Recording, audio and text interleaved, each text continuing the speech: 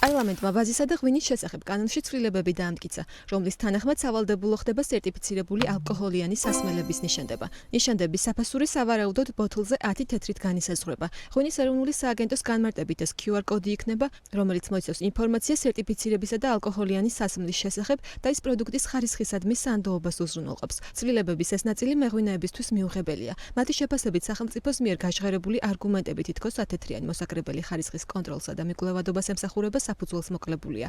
თითოეულ ბოთლს ღვინო თითოეულ მწარმოებელს აქვს ვალდებულება დაიტანოს ბოთლზე ეტიკეტირების დროს ლოტის ნომერი, 11-ციფრიანი ნომერი, რომელიც აბსოლუტურად იდენტიფიკაციას აკეთებს ღვინის და ხდის შესაძლებელს მიკვლევადი გახადოს ღვინო, მათ შორის ჩატარებული საგამოცდო ოქმებისა და კვლევის ოქმების მიმართ. ხარისხი გაიზრდება ამ ქმედებით, ეს აბსოლუტურად აბსურდული მოსაზრებაა ჩემი აზრით. ეს არის დამატებითი კიდე ტვირთი მეწარმეებზე, ზედმეტი ბიუროკრატია, რომელიც უკვე არ ვიცი, შეიძლება ვთქვია, კარგი ნიადაგი იყოს რაღაცა კორუფციული გარიგებებისთვის და ასე შემდეგ.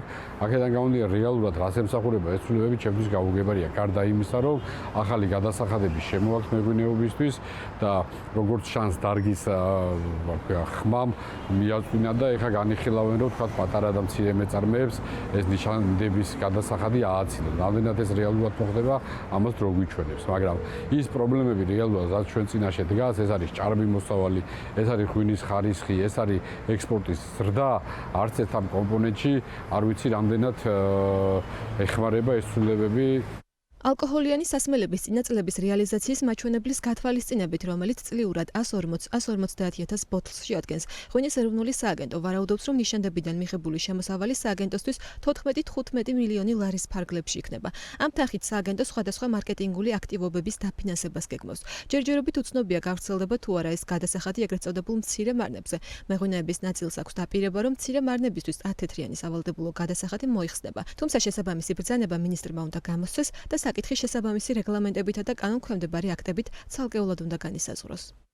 ჩვენ ვიცით ის, რომ თავიდან ეხებოდა ყველას, მე რამდენიმე შეხვედრა გქონდა და გამოვთქვით ასე თქვა ჩვენი დასაბუთებული არგუმენტული მოსაზრება, რომ ეს არასწორია და მოუღებელია ჩვენთვის და რაღაც გარკვეული პერიოდის მე მეკითხეს, რომ ადამიანებს ვისთვის იქნება უფასო.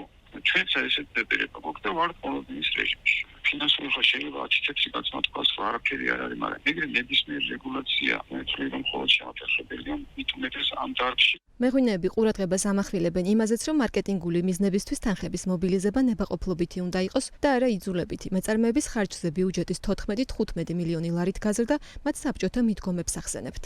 ჩვენ როდესაც ექსპორტზე გავდივართ, დაახლოებით ჩვენი ფასი უნდა გაამრავლოთ 4-ზე ან 5-ზე, რომ მიიღოთ მერე საბოლოო ფასი თაროზე. მაგალითად, ევროპაში, ამერიკაში კიდე შეიძლება უფრო ცოტა მეტი. ეხლა წარმოიდგინეთ, ის 10 თეთრი, რომელიც გახდება 30-50 თეთრი თავისი ნომინალი ზღირებულებით და თავისი შრომის გაზრდილი შრომის ზღირებულებით 30 თეთრი რო გაამრავლოთ 5-ზე, ესე იგი ბაზარზე საბოლოო თაროზე ღვინო სავარაუდოდ გაძვირდება ლარი და 50-ით, არა 10 თეთრით. აი მაგაშია პრობლემა. და ჩვენ ისედაც დღეს ღვინის მოხმარება მთელ მსოფლიოში მცირდება, ეს საყოველთაო ინფორმაციაა, შეგიძლიათ გადაამოწმოთ ეს ინფორმაცია.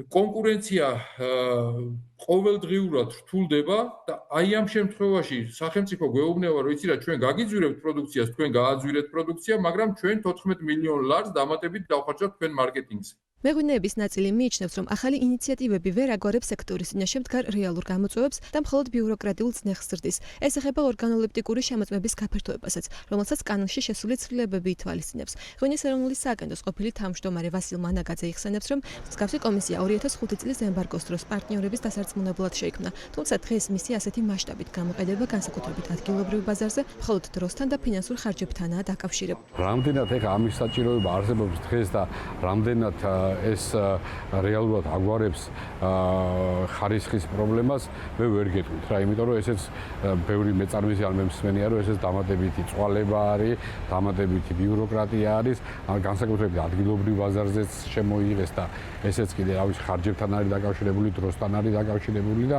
ერთი სიტყვით ძალიან გართულებული არის ეს მთელი ეს სისტემა საბუთრუნვა ამ დარგში და ეს რეალურად ძალიან დიდ უკმაყოფილებას იწვევს მეწარმეებში. კანონის თანახმად მცირე ზომის მარნის დეფინიცია იცვლება და წლიური წარმადობის მაქსიმალური ზღვარი 40,000 ლიტრიდან 25,000 litrამდე მცირდება. ტერმინი სახლის ღვინო იცვლება ტერმინით ბუნებრივი ღვინო. როგორც საექსპორტოდ, ისე ადგილობრივ სამომხმარებლო ბაზარზე რეალიზაციისთვის განკუთვნილი ყველა კატეგორიის ღვინო გარდა ბუნებრივი ღვინისა სავალდებულო ორგანოლეპტიკურ შემოწმებას დაექვემდებარება.